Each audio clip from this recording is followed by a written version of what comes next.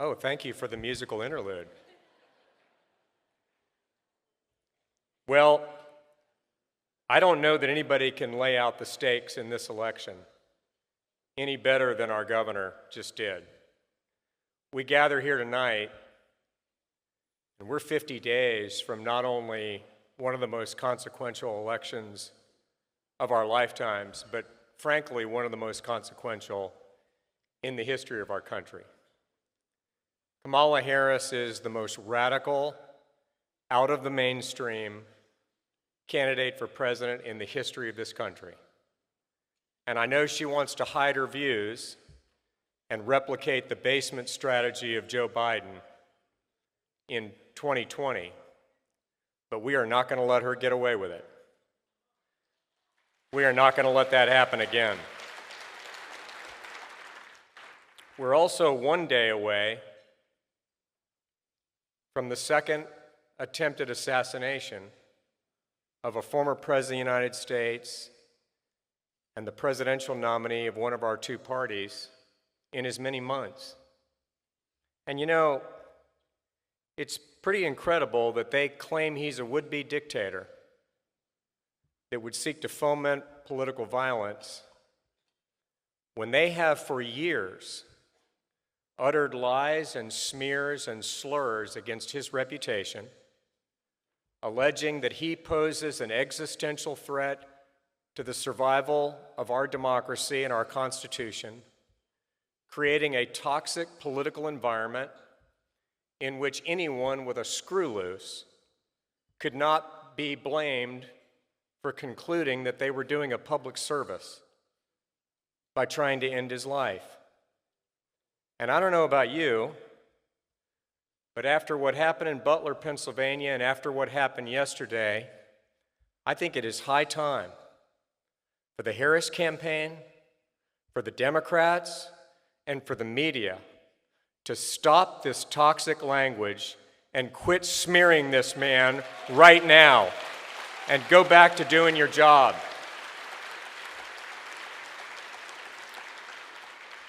Now, what we're going to be doing, what we're already doing at Faith and Freedom, is the most ambitious and far-reaching voter education and get out the vote program outside the Republican Party in the post-World War II political history of our nation.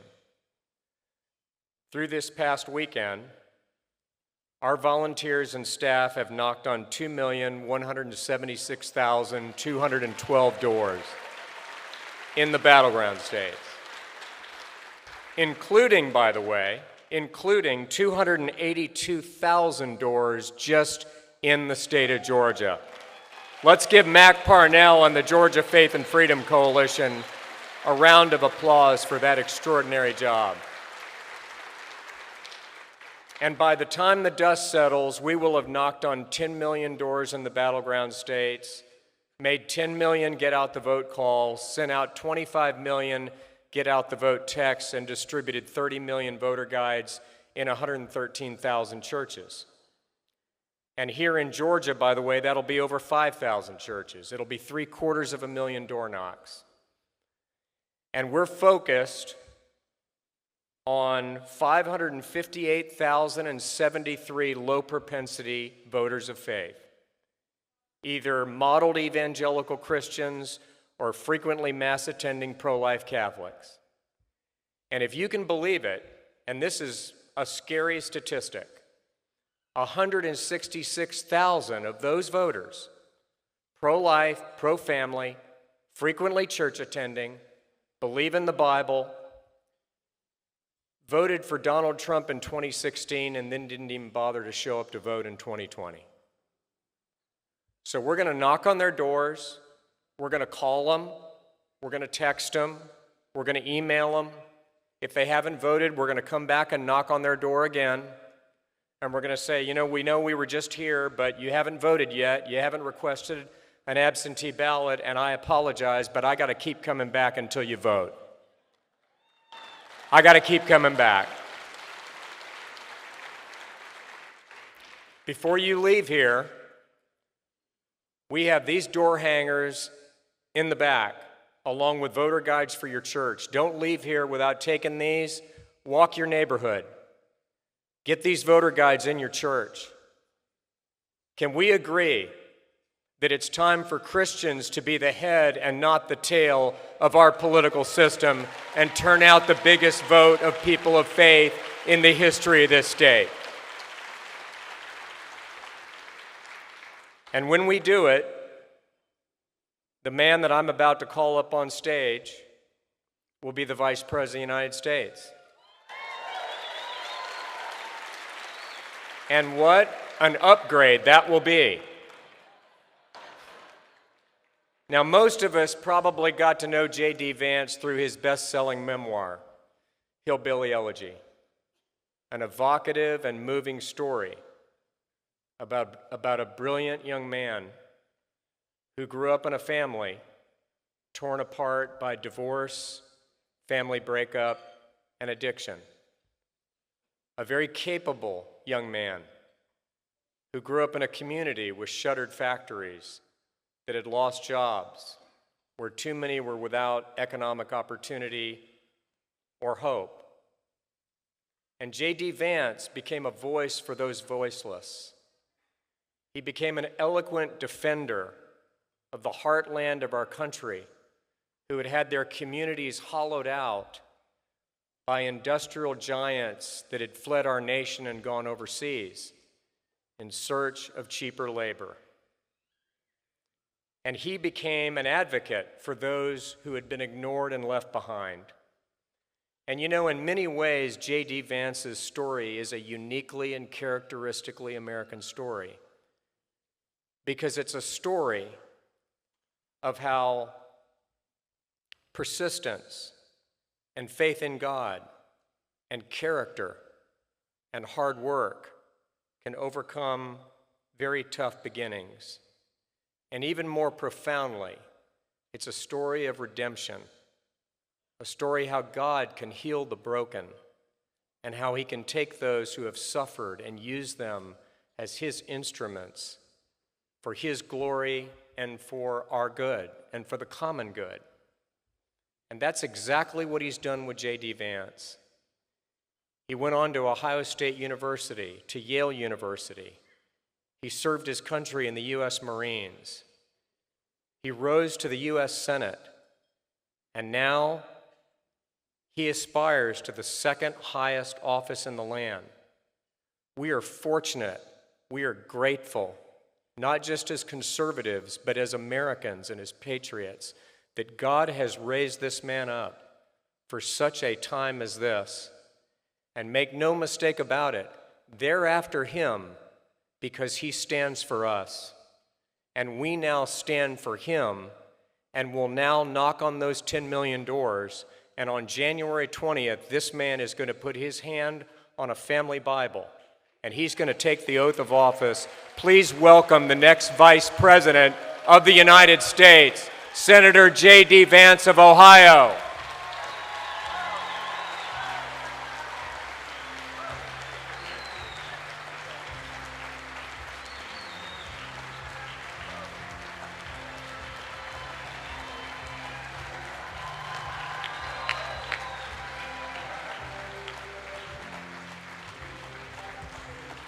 Thank you all. Thank you so much. Thank you for having me. Thank you for all that you're doing. And thank you for being people of faith who care about this country and love this country enough to fight for it. I'm fighting right there with you, and I'm honored to be here. So thrilled that you had me tonight. I want to, before I kick off my remarks, I want to offer a couple of notes of appreciation to so many of the dear friends that I have here. I want to start, of course, with Ralph Reed. Ralph, thank you not just for the kind introduction, but for your years of friendship. I first met Ralph, actually, when I was running in my primary race in the state, for the Republican Senate race in the state of Ohio. I think we had a connection from the very beginning, I think because we're both people of faith who care a lot about ensuring that our country lives according to the common good. And so Ralph and I have been close for a long time, and of course, thrilled to be here this evening. I also want to recognize some other VIPs who are here this evening. We have, of course, your incredible, patriotic, and very effective Governor Brian Kemp with his lovely wife, Marty. Brian and Marty, thank you both. The lights are really bright, so I can't see anybody that I'm introducing, so please just stand up or wave.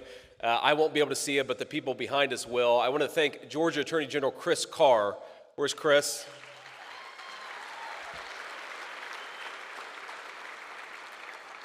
And my dear colleague and one of my favorite people in politics, the great senator from Alabama, Katie Britt. Katie, thank you. You have some of the very best congressmen and public servants in the state of Georgia. I know that Mike Collins is here. We're thrilled to have Mike. Thank you so much, Mike.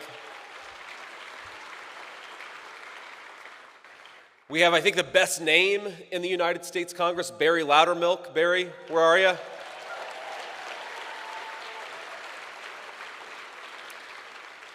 I know we're so grateful to have, not just here tonight, but on the Trump team, we have the great Tulsi Gabbard, former Democratic Congresswoman, but a true superstar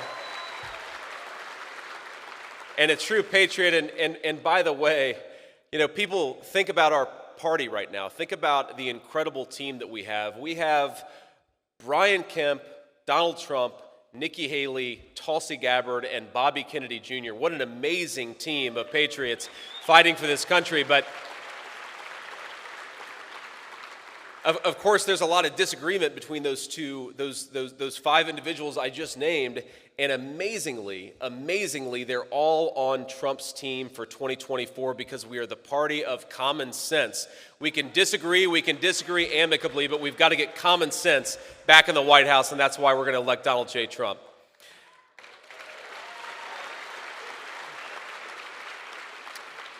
I want to thank Georgia Commissioner of Labor Bruce Thompson. Bruce, thank you. And finally, I want to thank Bishop Kelvin Cabarrus. Thank you, Bishop. God bless you, and thank you for being here. Thank you, Bishop. Now, I want to just talk a little bit about my own faith journey, and some of you have heard a little bit about this, including probably an event hosted by Ralph Reed, but a lot of you probably don't know a whole lot about how I left the faith but eventually came back to it. And I think it's instructive because it lets you know a little bit who I am, but it also maybe lets you know a little bit about how I think about the challenges confronting our country. Now, I was raised by a working class grandmother because my mother struggled with opioid addiction for a big chunk of my early life. And my mamaw, for those of you who haven't read the book, that's what I called my grandmother. She was a woman of profound and very thoughtful Christian faith. Even though she hadn't graduated from high school, my grandmother thought more about what the Christian faith required of her and required of me than any person that I've ever met. She read the Bible every single day, and she was a person who loved the Lord with all her heart. Now, she was also a woman of great tensions, because as much as she loved the Lord, she also loved the F word. And I will say, as the father now of a 7-year-old boy, a 4-year-old boy, and a 2-year-old girl, there are real consequences to talking like Mamaw did at home. And, you know, the person who I'm, of course, most thrilled to have here, with all due respect to the dignitaries and leaders here today, is, of course, my lovely wife, Usha. Usha, it's...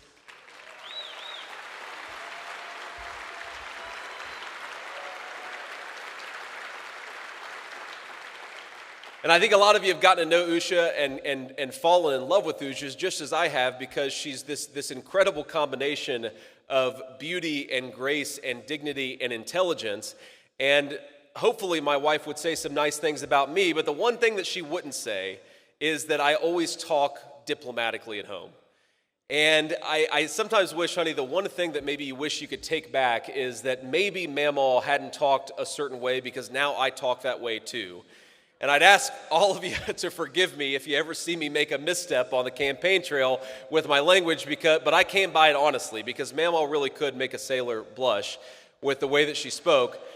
And I will tell you this story that, you know, we have, like I said, 3 little kids, and when our 4-year-old was 3 years old, you know, we would often go back and forth, between Ohio and D.C., and we like to take our kids to D.C. with us, and of course like to take our kids back home. And, you know, my son, we were on a Delta flight, and I remember wondering if anybody on the flight knew who I was, and hopefully they didn't, because, you know, I had a baseball cap on and just didn't look especially great. Probably hadn't showered that morning, was just, you know, trying to wrangle a 3-year-old on the airplane. And then my son drops a Biscoff cookie between the two seats, and he says, well, oh,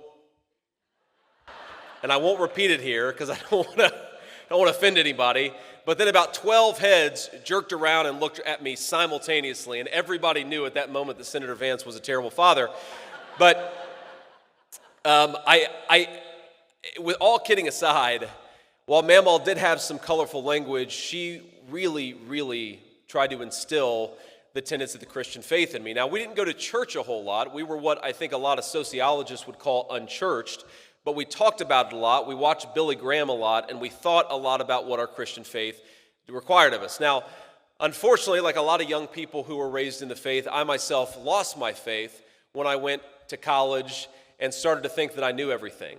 And I know there are a lot of 22-year-olds out there. I enlisted in the Marine Corps out of high school, and so I was 23 when I started my classes at Ohio State University. And like a lot of kids in their early 20s, I assumed that I knew things that Mamaw didn't know. I assumed that her faith came from a place of being backward and not understanding the world, instead of from understanding it a lot better than I did as a 23-year-old young man. And so as I got older, and I thought a little bit about how to control my temper, for example, and I fell in love with this beautiful young girl who became, of course, my wife, I started to think, what was it that I needed to be as a husband? And what was it that I wanted to be as a father? And the more that I thought about those questions, the more I increasingly found the answers in the Christian faith that I had discarded as a young man. And that realization that the basic truths about being a good man, about being a good husband, about being a dedicated father, those truths found their best expression in the Christian faith of my grandmother, and that led me back to Jesus Christ. And that, thank you.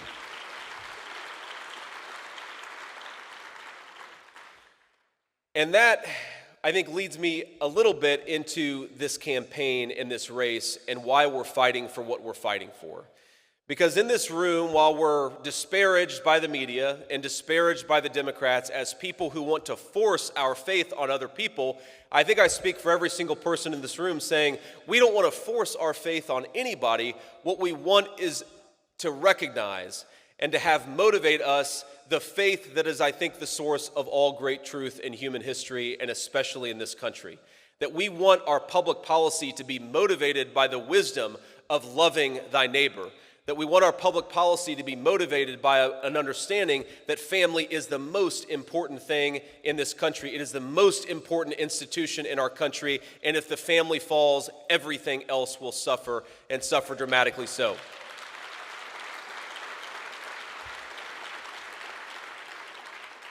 We are motivated, in other words, by living our faith and ensuring that our public policy promotes the common good.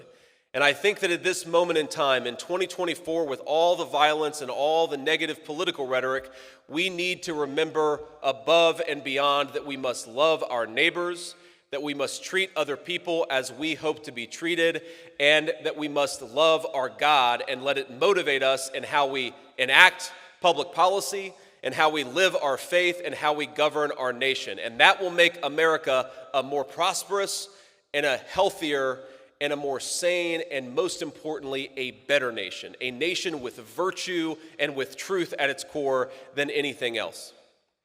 Now,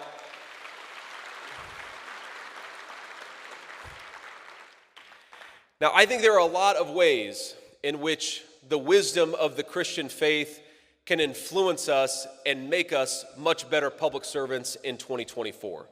And I think there are so many ways in which our current leadership is failing. And failing not just when it comes to matters of economics, not just when it comes to matters of immigration, but when it comes to very basic matters of how do we promote a country where good people can get ahead, where people can live decent and virtuous lives, where people can send their children to schools where they get an education instead of an indoctrination, and where all of us, whatever our faiths, can raise our children in our values rather than having those values destroyed by public authorities. That, I think, thank you. That, I think, is what this election is ultimately about. And I want to talk for a little bit about the issues that affect all of us, whatever our faith are, or if we don't have any faith at all. And then I want to talk a little bit about those issues that affect in particular people of faith, because there are real battles to be had over the next 45 days. There are real debates to be had over the next 45 days. And I believe, as certain as I stand here today, that Donald J. Trump will be the next president of the United States. But let's talk about why it's so important to make that happen. And clearly you all agree with me. But let's just say that unless we get better public leadership, let's just start with the issues that affect all of us, whether we're Christian or Jew, secular, Muslim, whatever our faith. Everybody wants a prosperous economy. Everybody wants a secure border. Everybody wants to be able to walk their children down the city streets safely without being accosted by violent criminals or by fentanyl brought in by Mexican drug cartels. These are the things that unite us as Americans. And let's just be honest here, that on every single policy issue over the last 3.5 years, Kamala Harris was a failure. And on every single one of these policy issues from 2017 to 2021, Donald Trump was a raging success. In some ways,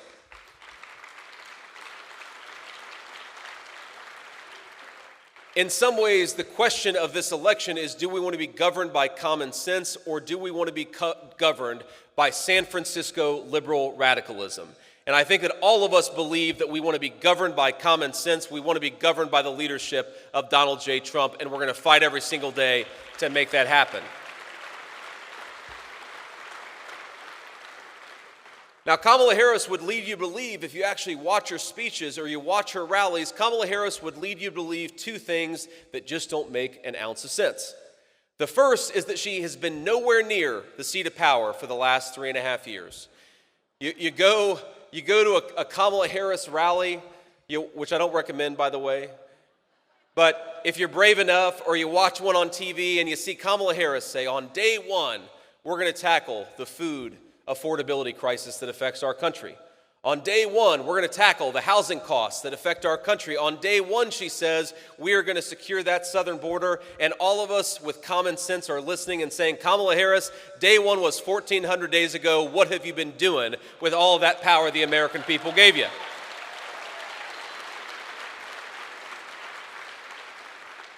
Now, Katie Britt and I have only been in politics for all of 2 years, so maybe we just haven't been in politics long enough to not be ashamed at the sitting vice president staring at the American people and telling them that she's going to do something on day one that she hasn't done for 3.5 years. I think that takes a special level of shame. And unfortunately, Kamala Harris is maybe the most shameless politician that we have had in the United States in 40 years. So she says it. But let's actually check the record, my friends. We have to remember, this is a person who said that she wanted to defund the police. Now she doesn't. This is a person who said that she wanted to ban fracking in this country. Now, of course, she says she didn't mean it. This is a person who supported the rioters who burned down Minneapolis in the summer of 2020. She bailed them out of jail. Now she says she didn't actually want to do those things. This is a person who says that she does not believe in abortion up to the moment of birth, and yet has supported legislation that has done exactly that. Now, I joke with the president. I say, sir, this person is about to show up with a long red tie and a MAGA hat because she is running away from every single position that she has had for 3.5 years. She's running away from every position she's had for 20 years. But we can't let people forget, and when you're out there knocking on doors, let's remind everybody that this is not a person who is run as a reasonable moderate. This is not a person who is governed as a reasonable moderate. As much as Kamala Harris pretends that she agrees with Donald Trump on everything, we know the real deal, governed as a successful president, doesn't just pretend now that he's running that he believes those things. He actually did them as president. He lowered inflation. He secured the border. He made our streets safer, and that's why we have to put him back in the White House. Now, I want to tell you a particularly heartbreaking story. I was in Valdosta, Georgia, of course not too far from here, a couple hours drive, and the sheriffs there took me to the interdiction room. And the interdiction room is where all the stuff that they've gotten. They've got, bags and bags of marijuana. They've got fentanyl pills, they've got meth, they've got every drug you can possibly imagine. Of course, they've got a lot of guns there because the cartels traffic in illegal drugs, but also in illegal guns. So there's one thing that seems out of place when I'm there in Valdosta, and I say, guys, what is going on here? And that's, you got all these drugs here. That looks to me just like a box of candy, a box of nerds candy. And they say, well, sir, that's actually THC and fentanyl. And I say, wait a second. The cartels have disguised deadly fentanyl to look like child's candy so that they can make it easier to get into our country. And yet we know that one of those packets of fentanyl is going to end up in one of our neighborhood streets. One of those packets of fentanyl is going to end up in a child's playground. One of those packets of what looks like nerds candy but is actually a deadly substance is going to end up in our schools. And a kid's going to open up a packet of candy, take a piece of candy out, and lose their life because of it. Now, that is a sick and deranged human being that would do anything like that, but it's a sick and deranged human being who would give that person power over the United States of America, and that's exactly what Kamala Harris has done. She has given these drug cartels free reign over our country, and now they're smuggling in deadly drugs that look like child's candy.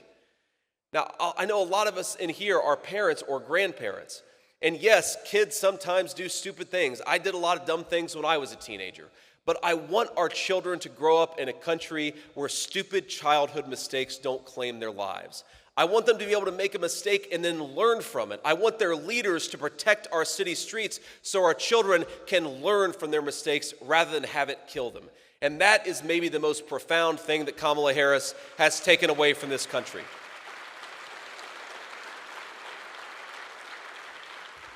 By letting not just drug traffickers, but people who are bringing in the most disgusting substances in the world concealed as child's candy, she has taken something that belongs to every American child, rich or poor, public safety. She's taken it away from them. And that is maybe reason number one why we cannot let Kamala Harris get a promotion to President of the United States. Because as much as she talks a good game, she has governed in a way that has destroyed public safety, that has raised the cost of groceries, that has raised the cost of housing, and that has allowed the drug cartels to run rampant over our country. We can't let her forget it, and when we're out there knocking on doors, we can't let the American people forget it. This election is too important. We just have to tell the truth. Tell the truth about Kamala Harris and tell the truth about Donald Trump, and we will win on November 5th, and we'll do it together.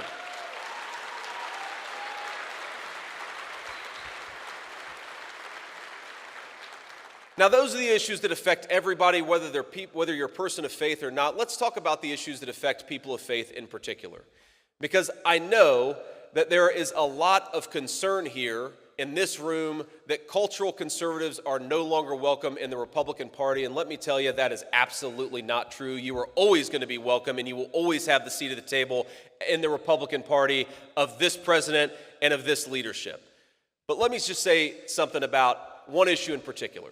Because for half a century, the pro-life movement worked with unwavering faith, perseverance, and courage to send abortion back to the states, to give the people the decision over abortion policy.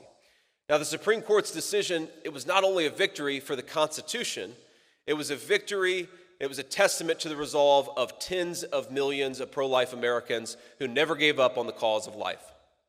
Now, we're united in our gratitude and in our admiration for these devoted defenders of the unborn and for the judges, justices, and especially President Trump, whose commitment to defending the law and the Constitution allowed this breakthrough after over 50 years of it not happening.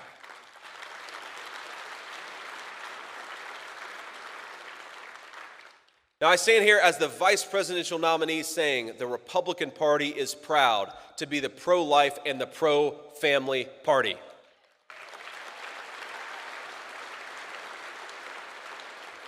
Now, we believe that human life is precious and every life is worthy of protection because we believe that every child, born and unborn, is created in the image of God. Now, following the Supreme Court's landmark decision, we recognize that the obligation to help nurture and protect the women and the babies all over this country has only just begun. And that's why we've been supporting policies and fighting for policies. Katie Britt has been at the forefront of it, that promote the creation of strong, thriving, and healthy families. We want to make it easier for families to have babies, not harder. We want to make it easier for young moms and dads to choose life, and we're going to do it every single day that we're in the government. Now, that includes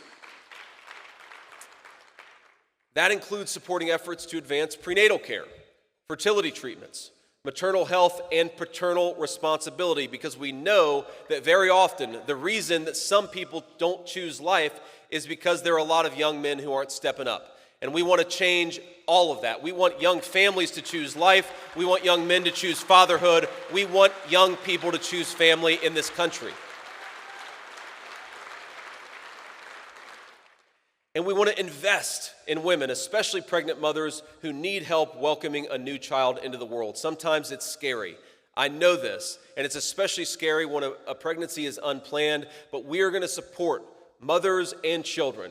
We're going to do new investments in counseling, in job training, and help with newborn expenses. We're going to do new investments in education and pregnancy care centers and so much more, because we believe that this country must be more welcoming to families.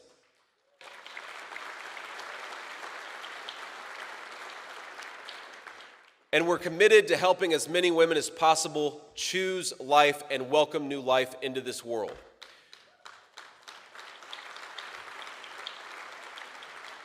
Now, we're going to also protect women from sex traffickers, domestic abusers, and those who coerce women into abortion, because it does happen and it shouldn't happen in this country. We're too good of a country to let this happen in the United States of America.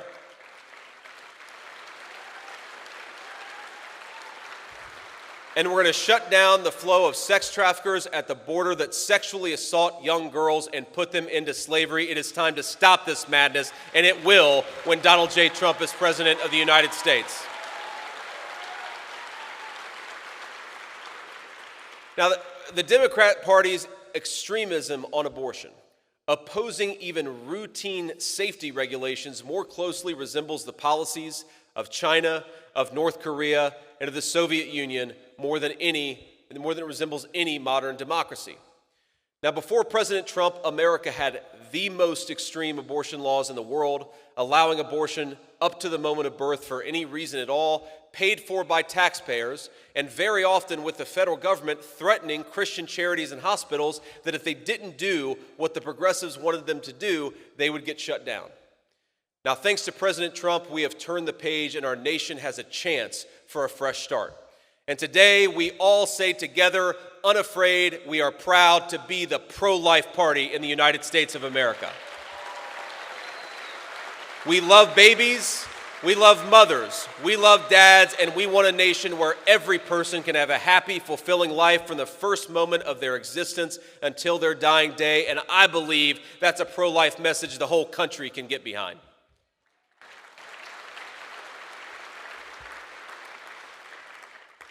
Now, we have to talk a little bit, not just about the life issue, but also about the religious freedom issue. Because as much as Kamala Harris talks a big game, she does that a lot, about uniting Americans and about respecting everybody, there has been no more radical leadership in this country when it comes to shutting down religious freedom, shutting down crisis pregnancy centers, and trying to force hospitals to do what the far left wants them to do. We believe that if you are a Christian organization, you ought to be able to live your conscience and live your faith in the United States of America, and we're going to fight for that every single step of the way. Now, I want to offer you just a couple of final thoughts here before I get on and get off the stage here and let you guys finish your evening. First of all, I want to tell you a little bit about something that happened to me, and Ralph, I apologize because you've heard me tell this story, but I think it drives home just how much faith can affect us even in the smallest ways. Now, the night before I gave the RNC welcome speech where I became your next vice president of the United States, I accepted the nomination of President Trump and the whole Republican Party. Like you can imagine, it was a little hard to go to sleep that night. And so it's Tuesday night, and I'm laying in bed, and Usha's, Usha sleeps like a baby, so she's passed out next to me, and I just cannot get to sleep, and I'm laying there thinking to myself, this is the most important day of my life on Wednesday. I have got to be well slept, and I kind of got stressed out about being underslept for this big speech. And I just laid back, and I said, Lord Jesus, help me. And I'm not kidding that was the last thing that I remembered before I drifted off into one of the deepest sleeps that I've ever had in my entire life. And there are a lot of people, I'm sure a lot of media professionals here, a lot of folks who are watching who will roll their eyes and say, yeah, a lot of people say prayers and a lot of people drift off to sleep. It doesn't mean anything. But I want to call your attention to one of my favorite theologians, and that's Samuel L. Jackson in the movie Pulp Fiction. And he talks about, he had just dodged bullets, literally dodged bullets. And he talks about whether this was a miracle. He's debating with his friend whether this is a miracle. And he says something, I'm going to butcher it a little bit, but this is more or less what he says. He says, look, whether this is an according to Hoyle miracle is insignificant. Whether God finds your car keys, whether God does this or that, that's not what matters. But what does matter is that I felt the touch of God. And in that moment, as much as the world was swirling around me, I felt the touch of God. And I think there are so many ways, big and small, that we have an opportunity as people of faith to get out there and to remind people that while it sometimes seems distant, and while faith is not top of mind for so many people, the touch of God is everywhere in our country. We just have to look for it, we have to pray for it, and we have to make sure our fellow Americans see it. So I want to thank you for being a person of faith, for living your faith, and for getting out there. And let me just make one final observation here, which is, look, these are the first public remarks that I have made since my running mate was nearly assassinated for the second time yesterday. And President Trump, I was actually sitting at home in Cincinnati with my 7-year-old, and I get a phone call, and it says Donald J. Trump. So I answer it, and he says, JD, you're not going to believe this, but they tried to do it again. And I said, no, they didn't. You're joshing me. What's going on here, sir? And he says, no, I was playing golf, and the Secret Service found somebody who was trying to shoot me. And I say, oh, my Lord, sir, I'm so glad you're okay. I mean, are you doing okay? Are you not just physically okay, but everything's fine? He said, yeah, I'm doing fine. And this is just who Donald Trump is. He said, I'm a little mad because I was about to make a birdie putt on the 6th hole, and they wouldn't let me finish. The guy's literally like, this happened. I mean, he calls me right after. This is 10 minutes after, and he's pissed off that they won't let him finish his birdie putt right after they found a guy with an AK-47. But by the way, that is kind of the guy that you want to be president of the United States, right? Who's fazed by nothing, who's telling jokes afterwards.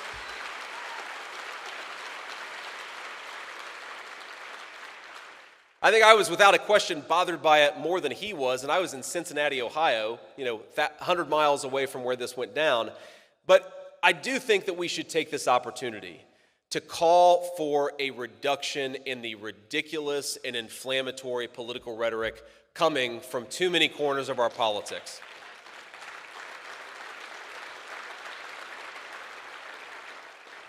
Look, we can disagree with one another, we can debate one another, but we cannot tell the American people that one candidate is a fascist, and if he's elected, it is going to be the end of American democracy. We cannot, as a person affiliated with Kamala Harris has said, that we need to, quote, eliminate Donald J. Trump. A New York Democratic congressman has said that in the past.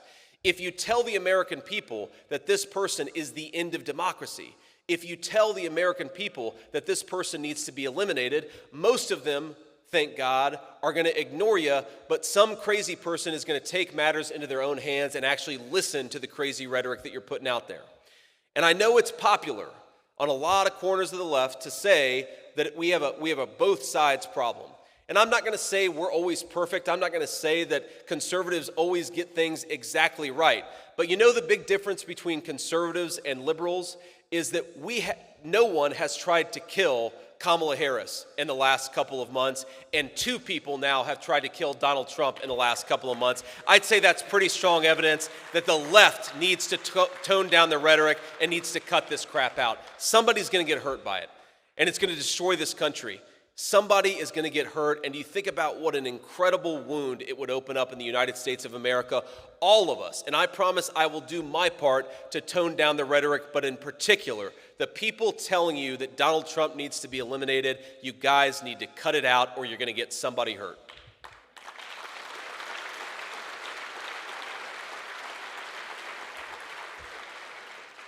So with that, let me just ask you for one final thing. And that is, as Ralph said, you've gone through north of 2 million doors, and you've probably made north of 2 million phone calls. You're going to knock on 10 million doors, and you're going to make 10 million phone calls here in the next 2 months. I just want to give you every word of encouragement and every word of gratitude. I know that not every door you knock on, there's a friendly person on the other side. I know that not every phone call goes especially well, but you are the very best part of the American constitutional system. Because while the media can tell their lies about people of faith, and while the media can tell their lies about Donald Trump, getting out there and talking to people is the best antidote to the dishonesty that exists in this country. You are out there every day fighting for the truth, telling the truth, and I'm grateful for you. So let me just leave you with this thought, because I've seen something in the last 2 months. People always ask me, how are you doing? And the answer is, I'm doing great. I get to go around this country. I get to see it in a totally new light. I wish that I could take every single one of you and give you the perspective on this incredible country that I've gotten over just the last 2 months. In fact, it's a lot easier in some ways than running for Senate. When I was running for Senate, I rode around in the back of a used Subaru. Now I get to fly around in a plane, right? Not a bad upgrade. But every single day, I am reminded that we have the best country in the entire world. We've got the best workers. We've got the best people. We've got the best cultural and historical traditions in liberty and democracy anywhere in the world. We have the best natural resources. I mean, China and Russia would kill for some of the things that we have right here in our own country, and we have the most beautiful country in the entire world. So as you get out there, and as you knock on doors, and as you send people to win this race, remember that everything in America is there's everything in America except for our leadership is going great. So the task over the next 7 weeks is to give this great and beautiful country the leadership that it deserves. I'm going to fight every single day for it. Donald Trump is going to fight every single day for it. Do not despair. Get out there, fight for every single vote, and we're going to take this country back and give the American people the leadership that it deserves. Thank you all. God bless you for having me. God bless you for all of your efforts on our part. We couldn't do without you, and I'm so grateful to you. Thank you.